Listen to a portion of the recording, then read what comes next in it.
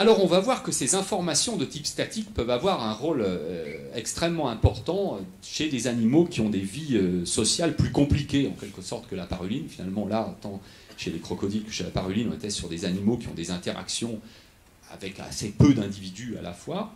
Mais la communication animale, hein, et les langages animaux sont très utilisés par des animaux qui ont des vies sociales plus intenses, qui vivent dans des groupes plus complexes. Et un des modèles qu'on étudie au labo en collaboration avec des collègues américains et d'Orsay, c'est l'éléphant de mer, donc l'éléphant de mer du Nord. Donc l'éléphant de mer, c'est un très gros animal, d'accord ? C'est un animal, c'est gros comme une camionnette, hein, si vous voulez, d'accord ? C'est un phoque en fait, mais bon, assez énorme. Et c'est un animal qui vit dans le Pacifique Nord, qui passe l'essentiel de son temps en mer à se nourrir, et qui vient sur les plages d'Amérique du Nord, Californie et Mexique, pour se reproduire. Et sur ces plages, ils vont y rester plusieurs mois, les mâles et les femelles, et les mâles vont défendre des zones sur la plage sur lesquelles il y a les femelles, donc ce qui revient à défendre des sortes de harems, si vous voulez.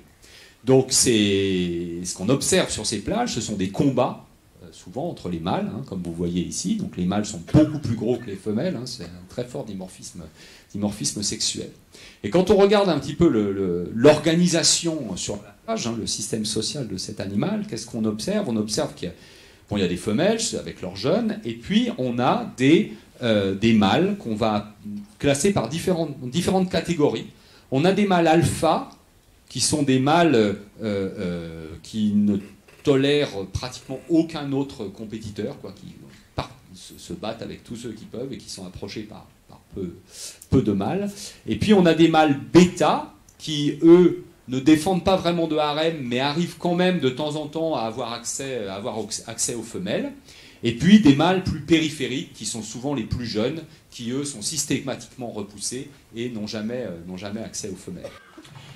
Alors ici vous avez un mâle sur la gauche, il y a un mâle en train de crier. Donc c'est un cri très spécial, hein, c'est une espèce de succession de pulses, comme ça. Et ce que vous voyez, c'est que le mâle qui était devant, là, lorsqu'il entend ce cri, eh bien il s'en va. D'accord ? Donc, quand on est arrivé sur cette plage avec Isabelle Charrier en particulier, c'est une collaboration que j'ai avec elle, on s'est dit, bon, comment ça se fait, là, comment ça marche, quoi. C'est-à-dire, le mâle, il entend un autre mâle et il s'en va, quel type d'informations ils peuvent échanger, qu'est-ce qu'ils se disent avec ces signaux. Alors, après de multiples investigations, en fait, on s'est rendu compte que ces mâles avaient des signatures individuelles assez prononcées. C'est-à-dire qu'en fait, chaque mâle sur la plage a sa propre voix. D'accord ? Et par l'analyse acoustique, et un peu de statistiques, on peut très bien différencier les mâles les uns les autres. C'est très facile. Et même quand on passe du temps sur le terrain, on arrive très bien, au bout d'un moment, à reconnaître Pierre, Paul, Jacques, etc. Sur la plage. Alors, on s'est dit d'accord, mais maintenant, est-ce que les mâles s'en servent et comment s'en servent-ils ? Alors, on a monté une petite expérience en testant des mâles dont on va qualifier la position hiérarchique d'intermédiaire. C'est-à-dire que ce sont des mâles qui, dans la hiérarchie, ont des individus qui leur sont dominants et ont aussi des individus qu'ils dominent. D'accord ? Et on a enregistré les voix de tous ces petits mondes, hein, les dominants, les dominés, et on a fait écouter à des mâles de position intermédiaire la voix de mâle dominant versus la voix de mâle dominé. Nos hypothèses, c'était que lorsque l'on fait écouter la voix du mâle dominant, eh bien, le mâle devrait partir s'il reconnaît la voix de ce mâle dominant-là, alors que si on lui fait écouter la voix d'un subordonné, eh bien, il devrait approcher du haut-parleur ou en tout cas ne rien faire. Donc je vous montre en 2 vidéos les résultats effectivement des expériences. Donc ici vous avez un haut-parleur à droite, il n'y a pas d'individu, il n'y a rien, il n'y a pas d'éléphant de mer, il y a juste un haut-parleur. Et à gauche vous avez l'éléphant de mer testé. La voix qui est émise, c'est celle de Pierre, avec qui Jacques a eu un combat la semaine dernière, et Jacques a perdu.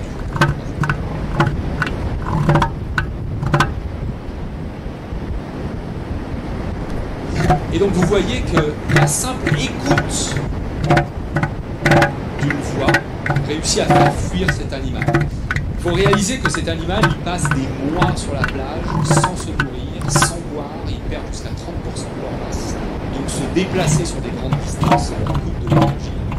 Donc s'il le fait, c'est qu'il a vraiment peur en fait. Alors, deuxième expérience, c'est le même mâle, exactement le même individu. Cette fois-ci, le haut-parleur est toujours à droite, là un petit peu plus difficile à voir, et là c'est le même individu, celui qu'on voulait voir fuir. Mais cette fois-ci, on lui fait écouter la voix d'un individu contre lequel il a gagné un combat quelques jours auparavant. Alors vous allez voir, ça nous fait beaucoup moins peur, plus de réagit.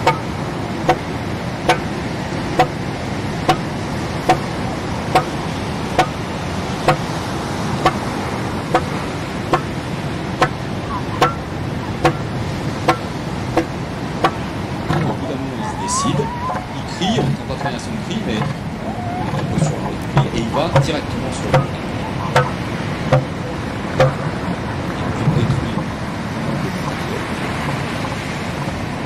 et après, bon, au bout d'un moment, il se tourne parce que comme il voit personne et qu'il en voit un autre là-bas au fond, probablement. Et donc clairement, il attaque. Alors que c'est le même individu. Donc avec ce genre d'expérience, on montre vraiment que ces individus, ils ont une connaissance sociale en fait de tous leurs compagnons qui est sur la plage. Et un mâle donné connaît la voix en fait de tout le monde. Et il sait qui est qui sur la plage, qui est plus fort, qui est plus faible, etc. Dans d'autres expériences, dont je vais passer un peu sur les détails, mais dans d'autres expériences, on a modifié les cris des mâles pour voir ce qui codait l'identité de l'individu. Vous avez entendu, ces voix sont très rythmées, hein, c'est des successions de pulses, là, clac, clac, clac, clac. On a fait des expériences où on a modifié le rythme justement de ces pulses. Et on voit qu'il suffit de modifier de quelques pourcents en fait le rythme de la voix d'un individu pour qu'on perde la reconnaissance. Ils font très très attention au rythme de la voix. C'est comme ça qu'ils se reconnaissent. Alors, un autre truc qui est assez intéressant, c'est qu'on a fait là, ces dernières années, on a étudié le développement de la voix des éléphants de mer, et en parallèle, on a étudié les réseaux sociaux en fonction de l'âge. Et ici, vous avez un petit dessin, là, chaque cercle, chaque rond, chaque disque, c'est un individu, d'accord ? Et vous voyez les interactions, hein, les traits qui leaderont, c'est quand deux individus ont été en interaction pendant la saison.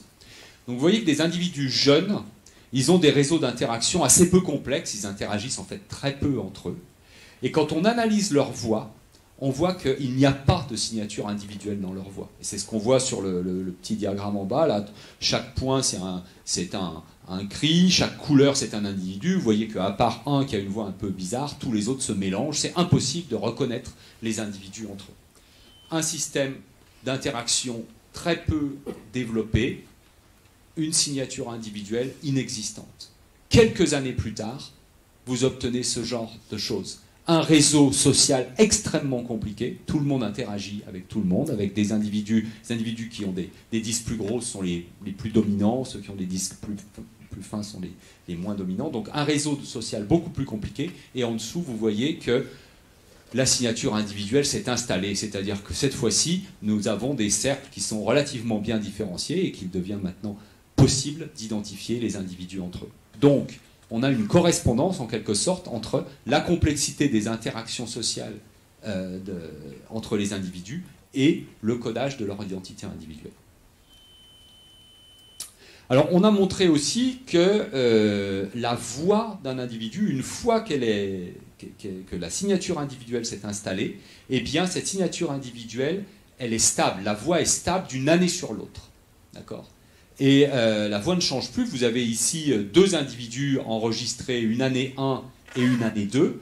Et on voit très bien, parce qu'on a pris volontairement deux individus avec des rythmes très différents, que l'individu 60-97 qui est à gauche, eh bien, il a un rythme rapide et vraiment les deux spectrogrammes se ressemblent beaucoup sur les 2 années. Et pareil pour l'individu 3TC.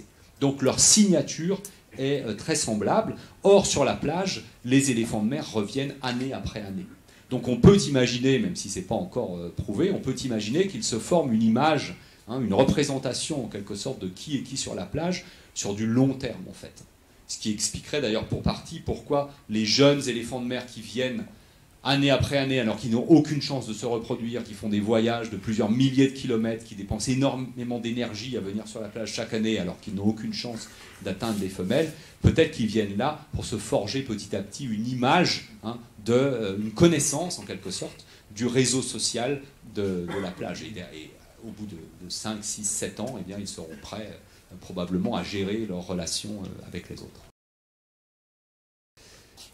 Voilà, donc le message important qui est à retenir avec ces éléphants de mer, c'est que les informations portées par les signaux acoustiques sont vraiment à mettre en regard avec la structure et les comportements sociaux de l'espèce considérée.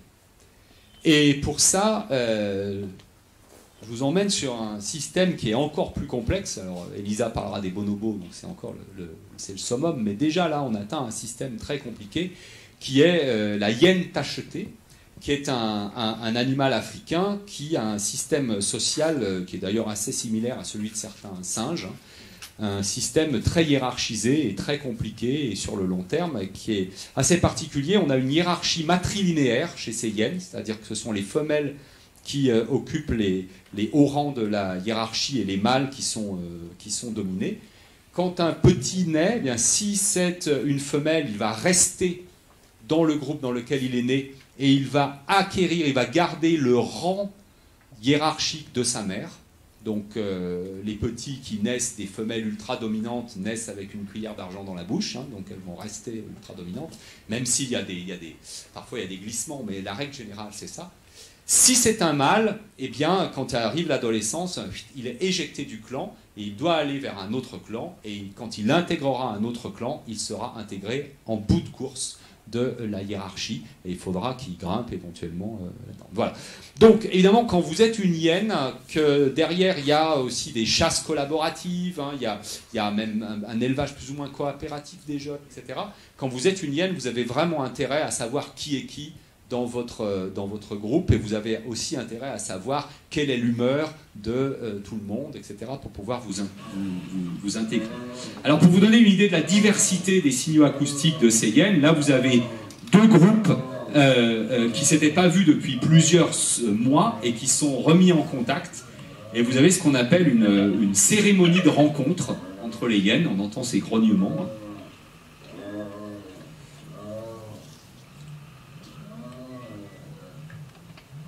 Voilà, donc ça, c'est des cris qui sont émis quand les individus sont très proches les uns des autres, à courte distance. Quand des individus sont éloignés et qui veulent établir le contact, ils émettent un autre type de cri, ce qu'on appelle le whoop. Pour ceux qui sont allés en Afrique, c'est un cri qu'on entend très souvent dans les nuits africaines. Voilà. Et puis, quand ils sont dans un contexte plus de frustration, donc ça c'est souvent quand ils sont autour d'une proie là, qu'ils viennent de tuer et qu'ils sont en train de tous manger les uns avec les autres, alors ils émettent des rires, le rire de la hyène, c'est comme ça qu'elle est connue d'ailleurs. Donc là on leur montre de la viande et ça induit vraiment de la frustration et on entend ces rires. Donc ces trois petites vidéos vous donnent seulement un aperçu de la diversité des signaux émis par ces animaux. On a pu montrer que, par exemple, dans le rire, on avait des informations sur, évidemment, l'identité individuelle, mais aussi sur le statut hiérarchique. Les individus dominés et dominants ne rient pas de la même manière, mais aussi sur l'âge, enfin, tout un tas d'indices qui permettent, finalement, aux récepteurs de situer l'émetteur du signal dans le clan. Ici, je vous ai listé les cris de la hyène qui ont été décrits, en sachant que chaque cri, le fast whoop, le giggle, etc., chaque cri se décline selon plusieurs variants. Donc, on a finalement une infinité de signaux possibles, acoustiques. Et à côté des signaux acoustiques, eh bien, on a des signaux visuels, des postures, comme ici, lever la queue, baisser la queue, mais aussi des postures plus globales du corps de l'animal. Et puis des signaux chimiques que les hyènes peuvent déposer dans l'environnement. Et tout ça, là, signaux chimiques, signaux visuels, signaux acoustiques, ça forme un système de communication extrêmement compliqué, qui est en fait parfaitement adapté au système social complexe de la hyène. Voilà. Ça, c'est le message suivant, hein, c'est que vraiment, quand un système social est compliqué, il faut gérer des relations avec beaucoup d'individus et des relations complexes et sur le long terme, et ça impose d'avoir un système de communication complexe et diversifié. Voilà, alors, juste à présent, je vous ai parlé d'animaux qu'on avait étudiés. Maintenant, je vais vous parler un tout petit peu de quelques animaux qu'on n'étudie pas au laboratoire, mais je pense que quand on se pose la question que se disent les animaux, on est obligé évidemment de considérer ces processus, ces éléments. Et il y a en particulier quelque chose qui est assez connu chez certains animaux, c'est ce qu'on appelle la communication référentielle, c'est-à-dire la capacité à coder une information dans son signal qui représente quelque chose de l'environnement, qui informe sur l'environnement. Et c'est quelque chose qui a été mis en évidence et très étudié chez un singe africain qui est assez commun, qui est le singe vervet, là, que vous voyez là. Chez ce singe vervet, ce qui a été montré, c'est que les cris d'alarme, le système de cris d'alarme, est suffisamment complexe pour désigner le type de prédateur qui approche le groupe. Et ces singes vervets, on développe donc un cri d'alarme qui est spécifique de prédateurs aériens, quand un aigle arrive, par exemple, parce qu'il y a des aigles qui attrapent les singes, hein, donc quand un aigle arrive. Et ce cri, je vais vous le faire écouter, hein, est différent du cri qu'émet le singe quand un lion ou un léopard approche. Et il est différent du cri qui est émis quand un serpent approche, hein, du genre un python approche. Ça, c'est le cri quand un lion ou quand un léopard approche. Ça, c'est quand un serpent approche. Et ça, quand un prédateur aérien, donc un aigle, approche. Et ce qui est assez intéressant, enfin qui est très intéressant, c'est que si vous faites une expérience de playback, c'est-à-dire que vous mettez un haut-parleur près d'un groupe de singes et que vous émettez un cri d'aigle, par exemple, enfin, un cri d'alarme qui est censé signaler l'aigle, eh bien, tous les singes descendent de l'arbre et vont se cacher dans les buissons. Si vous émettez un cri type léopard ou lion, c'est l'inverse qui se produit. Tous les singes grimpent dans l'arbre et se mettent à l'abri dans les plus hautes branches. Et si vous émettez un cri type serpent, alors à ce moment-là, les adultes descendent et viennent houspiller le haut-parleur. Parce qu'en fait, c'est ce qui se passe quand un serpent arrive. Le serpent est essentiellement dangereux pour les jeunes, d'ailleurs, et donc les adultes viennent et montrent au serpent qu'il est découvert, et à ce moment-là, le serpent s'en va. Donc, on voit que, effectivement, cette information qui est codée, hein, qu'on arrive à isoler par l'analyse acoustique, c'est une information qui est utilisée. Et ce que des chercheurs ont montré, c'est que les jeunes singes vervets doivent apprendre à décoder l'information. C'est pas quelque chose d'inné. Au départ, les très jeunes singes, quand on leur émet ces cris de détresse-là, la première réaction, c'est de grimper sur le dos de la mère. Et puis quand ils deviennent un peu plus indépendants, ils se mettent à réagir, mais ils font n'importe quoi. C'est-à-dire, ils font des erreurs. On envoie le cri du léopard, eh bien, au lieu de grimper, ils vont descendre, etc., etc. Et puis au bout de quelques mois, les réponses se stabilisent et ils ont compris, quoi, ils ont intégré le sens, en quelque sorte, de ces signaux. Voilà, ça c'est une chose importante à retenir quand on s'intéresse à cette question que se disent les animaux, quoi, la communication référentielle. Et une autre chose qui est aussi intéressante, hein, c'est que chez certains animaux, on a un apprentissage qui est nécessaire pour la production des signaux vocaux. Et ça a en particulier été très bien décrit, et c'est toujours d'ailleurs étudié chez les oiseaux dits chanteurs, où on a un apprentissage du chant. Si vous élevez des poussins canaris ou des poussins mâles en isolement, et ils ne sont pas en présence d'adultes qui chantent, eh bien ces oiseaux-là vont développer des chants totalement anormaux. Pour développer le chant normal adulte, il faut qu'ils soient en présence d'un adulte qui chante, parce qu'ils vont l'apprendre par copie. Et c'est un modèle d'ailleurs de laboratoire de l'apprentissage du langage, en fait. l'apprentissage chez les oiseaux.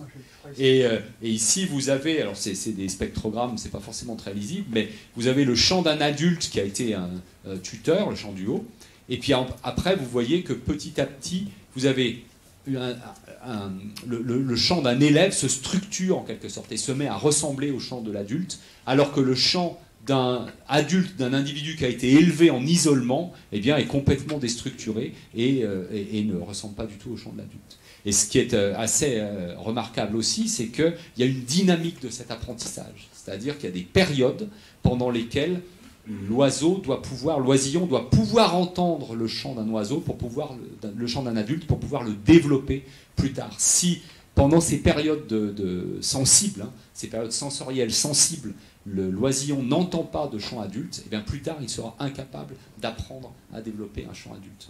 Voilà. Bon, je ne vais pas en dire plus, c'est un domaine qui est très vaste, l'apprentissage du chant chez les oiseaux chanteurs, mais c'est quelque chose qui est assez important. Voilà, alors en conclusion, je ne sais pas, Jean-Paul, je suis bien dans le temps, ça va? Bon, j'ai le temps. Alors en conclusion, donc, je dirais que les animaux produisent des signaux sonores leur permettant d'échanger des informations. Donc c'est vrai que dans le langage courant, on appelle ça les langages animaux. Et ces informations, je vous ai montré qu'elles pouvaient être statiques et dynamiques, et c'est souvent un mixte des deux. Que la complexité et la diversité de systèmes de communication d'une espèce est toujours à mettre en rapport avec la complexité et la richesse des interactions sociales de cette espèce, en résumé, un système social complexe, système de communication complexe, que les animaux peuvent communiquer leurs émotions et peuvent communiquer à propos de leur environnement, c'est la communication référentielle, et que certains signaux acoustiques peuvent être appris.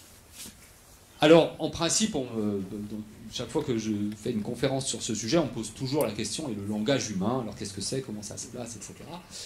Alors, je dirais, le langage humain, comme tout système de communication animale, il a ses caractéristiques propres. C'est un système qui est extrêmement riche, ça colle bien d'ailleurs au fait que nous ayons un système social assez compliqué. Donc il a ses caractéristiques propres, et il semble, jusqu'à preuve du contraire, que les règles de construction du langage humain paraissent plus complexes que tout ce que l'on peut connaître, tout ce que l'on a jusqu'à présent observé chez les espèces animales. Voilà. Donc, j'aime bien dire j'aime bien reprendre cette idée que chaque animal est dans son monde.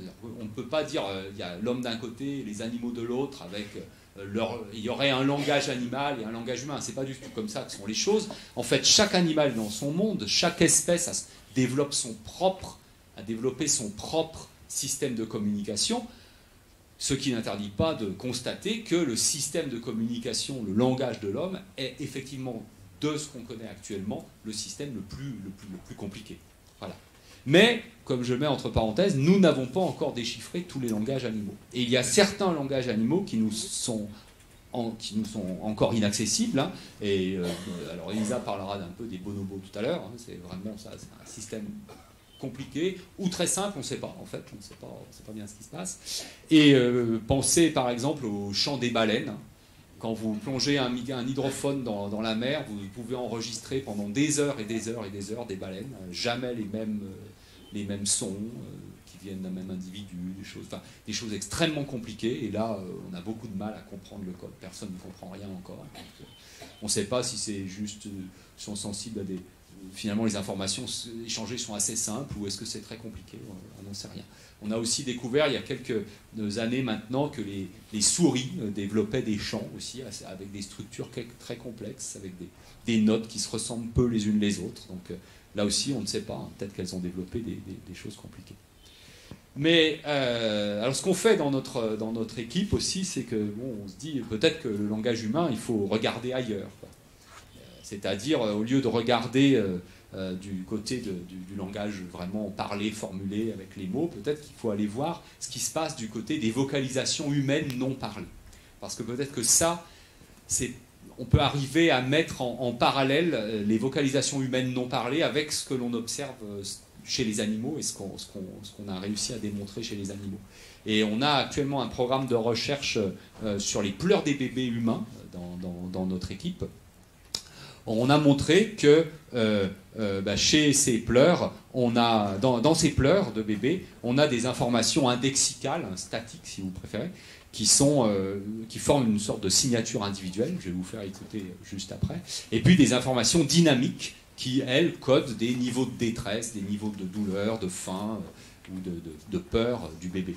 Alors, par exemple, dans une étude qui date de quelques années, on a montré qu'il y avait une signature individuelle dans les pleurs de bébés, des bébés d'âge 2-3 mois. Hein. On peut très bien reconnaître les bébés sur la base de leurs pleurs. Les premiers bébés.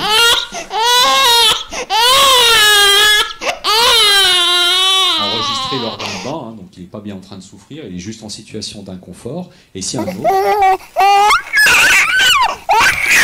Même situation, on entend très bien la différence. Et on a fait des expériences d'écoute auprès des parents, où on leur faisait écouter 15 séries de pleurs de bébés. Dedans, il y avait le leur, des pleurs de leur bébé, on leur disait pas naturellement, et on leur demandait à chaque fois est-ce que c'est le vôtre, pas le vôtre. Les parents ressortaient un peu en pleurant, parce qu'ils pensaient avoir rien reconnu du tout. Et en fait, les résultats montrent que le test réussit pratiquement à 100%, hein, c'est-à-dire les parents, la mère comme le père, reconnaissent extrêmement bien le pleur de leur bébé et savent très bien dire si c'est le leur ou pas le leur. Et les seules personnes qui avaient un taux d'erreur plus important, c'était des gens qui voyaient leur bébé moins de 3 heures par semaine. Évidemment, quand on l'entend jamais, on ne risque pas de le reconnaître, c'est sûr. Voilà.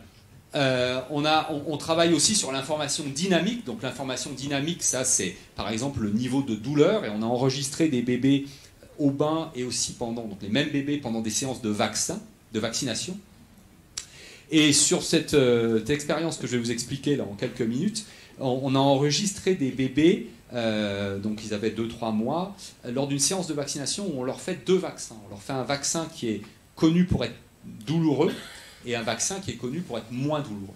Et donc, pour la moitié des bébés, on les a vaccinés d'abord avec le vaccin le plus douloureux et ensuite avec le moins douloureux. Et pour l'autre moitié des bébés, on a fait l'inverse. Et on a enregistré leurs pleurs. Et ce que vous avez sous les yeux, c'est un espace acoustique de la douleur, en fait. Vous voyez, en bas à gauche, vous avez des pleurs de bain. Tous les pleurs de bain sont ici. Hein, si on regroupe les pleurs de bain tous les bébés qu'on a enregistrés dans notre espace acoustique, on les trouve là. Et un pleur de bain, eh bien, ça donne quelque chose comme ça. Et ensuite, ce que les autres patates, là, elles vous représentent des groupes de pleurs enregistrés en conditions de vaccin. Alors, quand on vaccinait en premier avec le vaccin douloureux, les pleurs que l'on a enregistrés sont ici, c'est-à-dire carrément à l'autre extrémité de notre espace acoustique. Et c'est des pleurs qui ressemblent plutôt à ça. Voilà, on sent qu'il a mal quand même là. Voilà. Alors quand on continue d'enregistrer le bébé, après que le vaccin a été injecté, eh bien les pleurs changent et viennent ici, là. C'est-à-dire qu'ils se rapprochent des pleurs de bain, tout en restant quand même au milieu de l'espace acoustique de la douleur. Ensuite, on injecte le deuxième vaccin, celui qui fait moins mal. Les pleurs repartent vers la droite, même s'ils ne vont pas aussi loin que le premier coup, mais ils repartent vers la droite dans l'espace acoustique. Et puis, le vaccin est injecté, et le bébé continue de pleurer, et ses pleurs restent dans cette zone. Maintenant, pour les bébés, on a enregistré dans l'autre sens, c'est-à-dire d'abord le vaccin qui fait le moins mal, puis le vaccin qui fait le plus mal. Premier pleur, les pleurs sont ici. Donc évidemment, le vaccin fait moins mal, donc ils ne pleurent pas comme ça, ils pleurent ici. C'est-à-dire qu'on n'est plus sur des pleurs de bain, mais on n'est pas sur des pleurs qui marquent beaucoup de douleur. Ensuite, les pleurs après que le vaccin ait été injecté, les pleurs viennent ici. On injecte ensuite le vaccin le plus douloureux. Regardez, les pleurs repartent là seulement, au lieu de partir là-bas. Alors que c'est le même vaccin. Hein. Les pleurs repartent ici, et une fois le vaccin injecté, les pleurs deviennent presque des pleurs de bain. Donc, moralité de l'histoire, quel est le vaccin qu'il faut injecter en premier? Non pas le plus douloureux en se disant on sera débarrassé et après on fera le moins douloureux. Non, il faut injecter d'abord le moins douloureux en premier, et ensuite le plus douloureux. Probablement parce qu'il y a une potentialisation en quelque sorte de la douleur. Le bébé ayant eu très mal au premier vaccin, il s'attend à ce que le deuxième lui fasse mal, et effectivement, il le sent comme plus douloureux. Voilà. Donc c'était quelque chose que les pédiatres avaient observé un peu empiriquement, mais on n'avait jamais vraiment montré par des analyses. Et ici, on a des pleurs qui sont des témoins de cette dynamique de la douleur. Voilà, et ben c'est ici je vais m'arrêter, je crois, parce que je dois avoir atteint mon temps. Donc je vous remercie de votre attention. Bon, je remercie aussi tous nos financeurs.